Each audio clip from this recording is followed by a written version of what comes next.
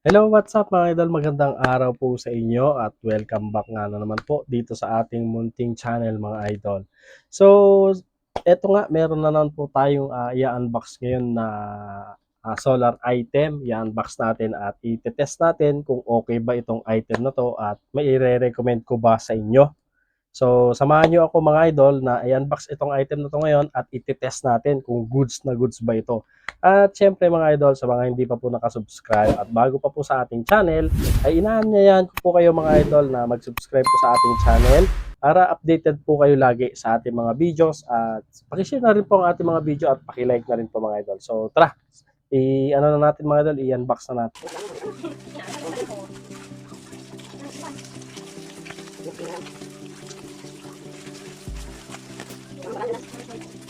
Katapos natin siyang tanggalin sa kanyang plastic. Ayan. So very premium naman mga idol ang kanyang box. So ito nga pala ay solar charge controller na 10 amperes. Ayan, ito yung kanyang model mga idol, CM D10. Ayan. So D10 dahil 10 amperes po siya. So meron ding mga 20 at saka 30. Ayan. Ayan siya mga idol. So buksan na natin. Okay, so bumungad sa atin mga idol yung mismong MPPT. Subukan na natin itong tanggalin. Bago natin tanggalin, tignan muna natin yung kanyang laman sa loob. So meron siyang tox at screw na 4. At syempre yung kanyang manual. Huwag niyo tatapon, pwede niyo pag-aralan yung kanyang manual mga idol, no?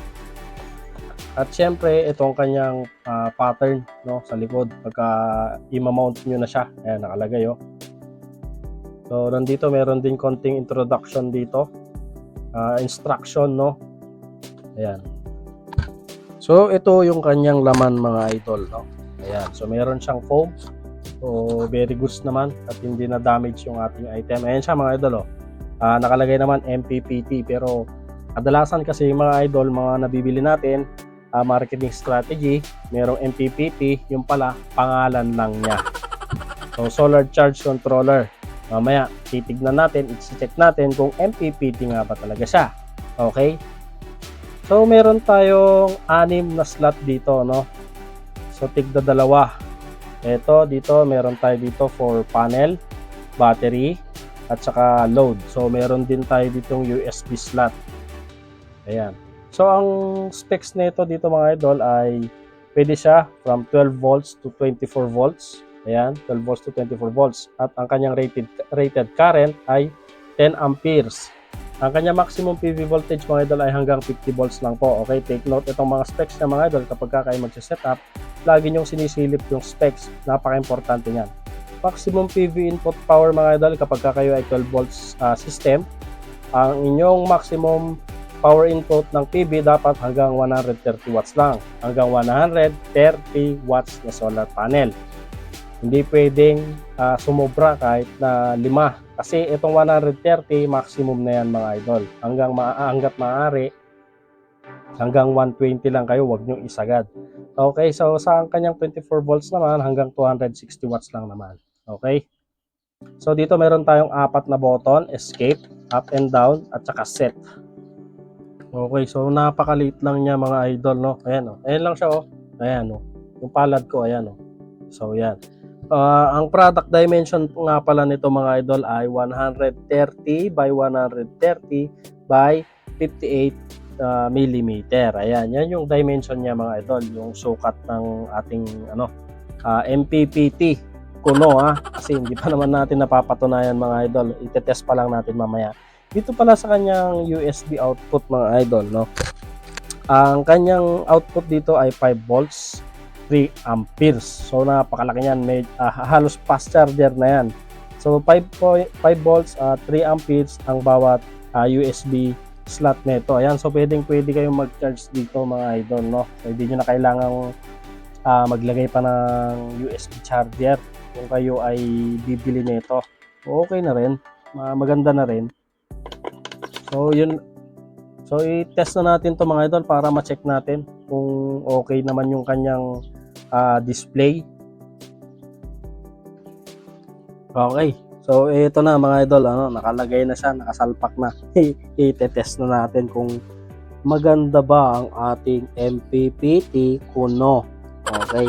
Kuno kasi hindi pa naman natin napatunayan yung talagang MPPT nga siya. Okay, so i-on na natin ang baterya. The moment of truth. Wow.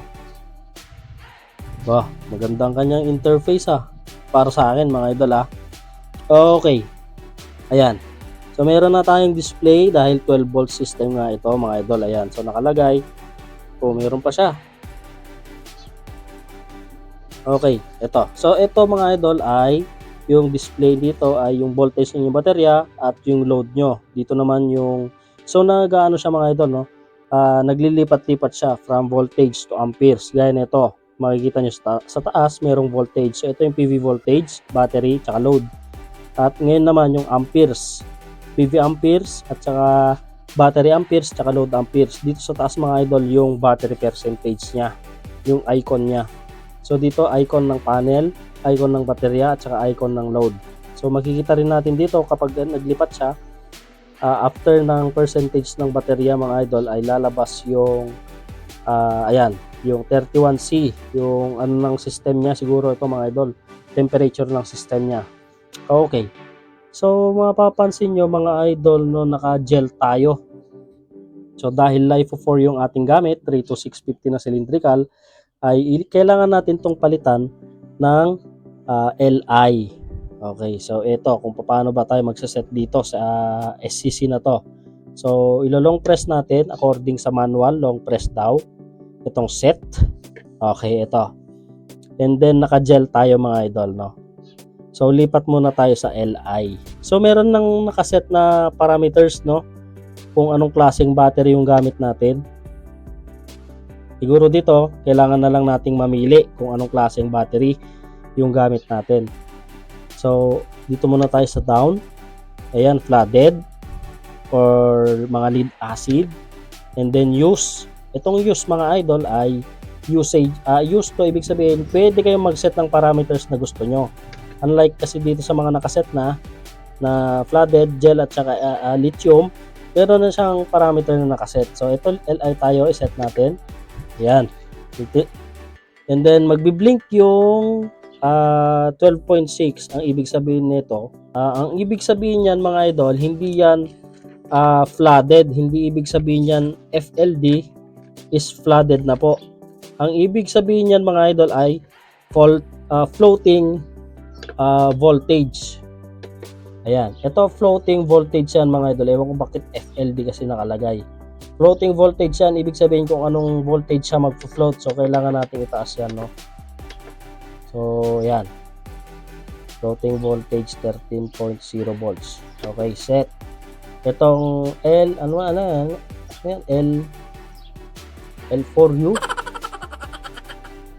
L4U. Check natin sa manual mga idol, ano to? Okay.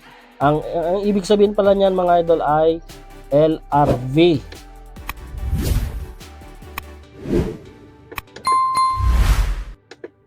LRV stands for low voltage disconnect, restoring voltage. Kung ilang volts siya magre-restore kapag ka nag-disconnect. So ilagay natin nasa mga taas natin to. Height 12.5. Okay, so next, LDV, ibig sabihin siguro nito mga idol ay low voltage disconnect. Ito yung low voltage disconnect niya, kung ilang volts siya magdi-disconnect.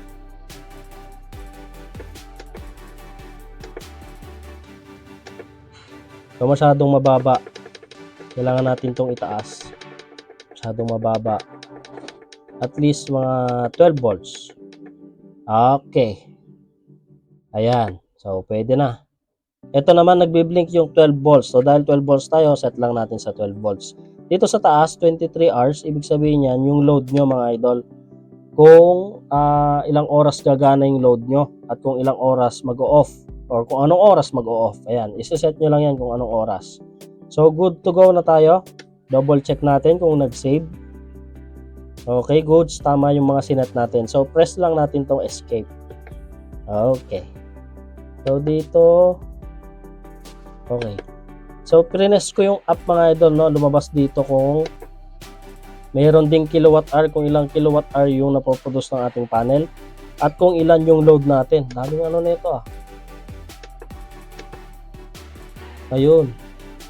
Okay. So ayan. Ngayon mga idol, the moment of truth and the truth of moment, i-test natin yung ating panel. So siyempre yung ating panel na gamit ngayon ay yung dati mga idol, no, yung 50 watts. Ang gusto lang naman nating makita sa ating pagtetest dito sa kanyang panel ay kung kaya niya bang ipataasin yung na-harvest ng ating panel, o kaya niya ba talagang mag maximum power point tracking. Yun ang ibig sabihin kasi ng MPPT, maximum power point tracking. So itetest natin mga idol, no. Ayan, so nakaset na tayo mga idol, no. Ito na yung ating wire ng ating panel, ayan, connect na sa ating breaker.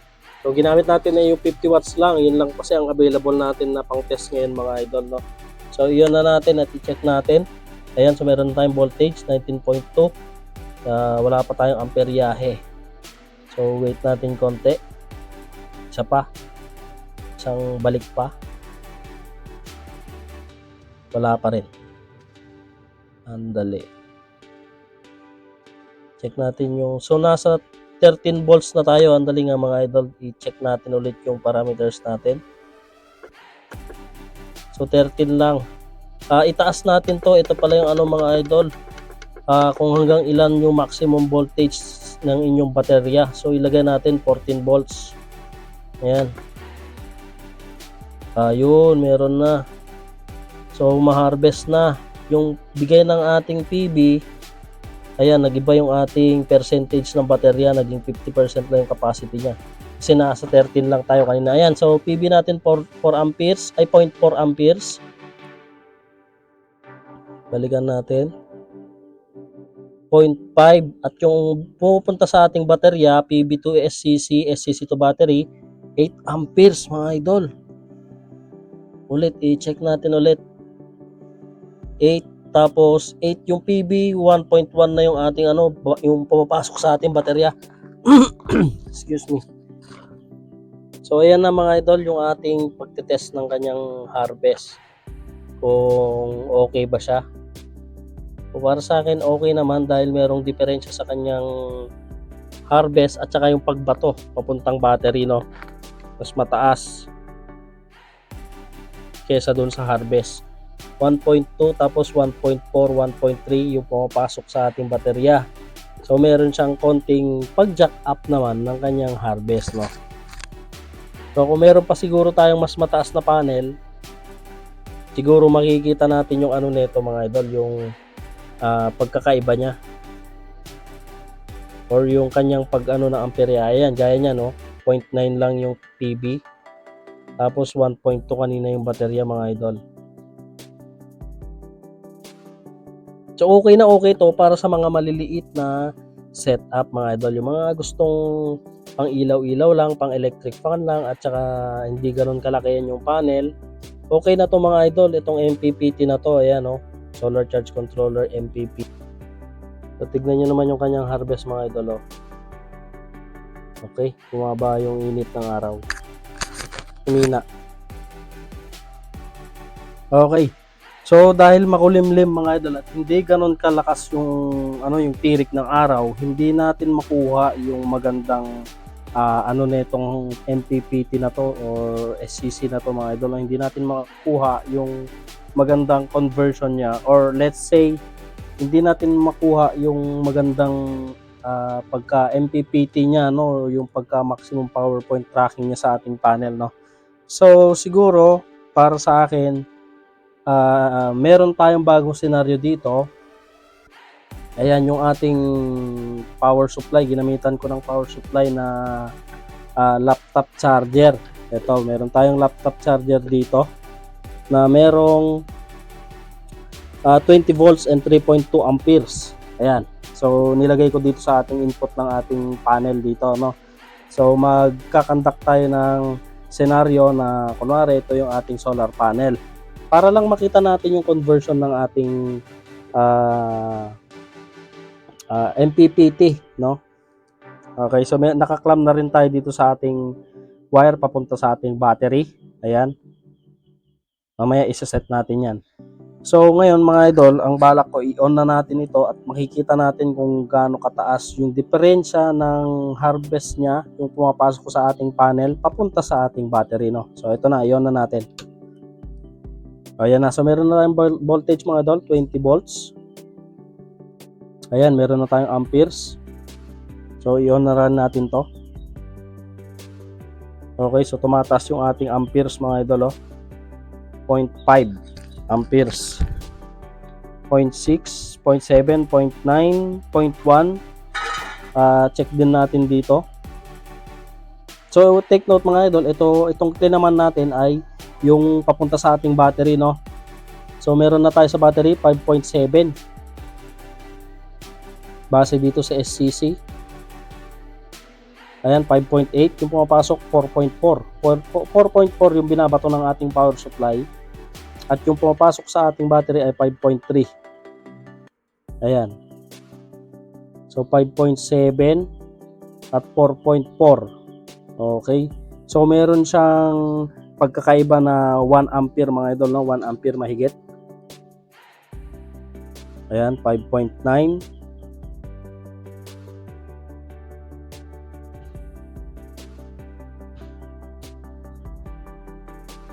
4.4 at saka 5.6 mga idol. Okay.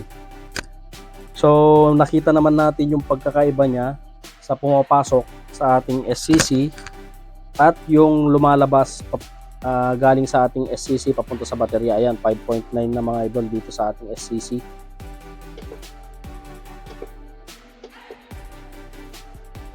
.9 at saka 4.4.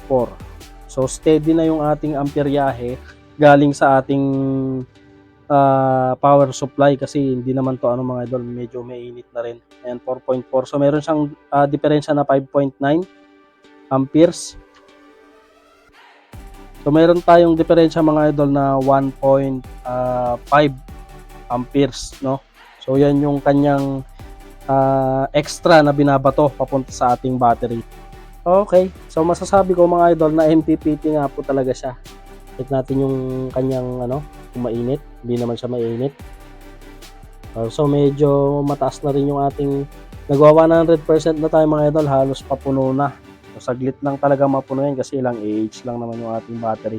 So yan na mga idol, 5.4 amperes. Okay, so yung ating pumapasok lang sa ating battery ay 4.3 amperes. Okay, so malinaw na itong ating SCC na cute size ay MPPT.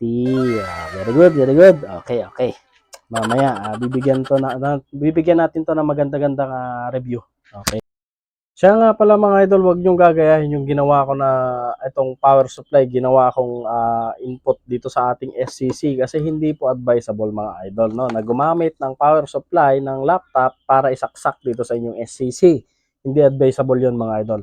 Ang ginawa lang po natin ay for educational purpose only para makita natin yung performance ng ating SCC, kung MPPT nga ba siya o hindi, di ba? Kung gagamit kayo ng power supply mga idol, meron po tayong mga nabibiling power supply na pang pang charge po talaga ng ating mga solar, yung mga AC adapter, AC charger mga idol. Meron po talaga, hindi pwedeng gamitin itong laptop charger ng mga kasi mabilis uminit. Ilang minutes lang po nating tinesting kanina, wala pang 2 minutes, ito mainit na. So not advisable mga idol kasi pwede po kayong madisgrasya. Inuulit ko po, for educational purpose po only mga idol, okay?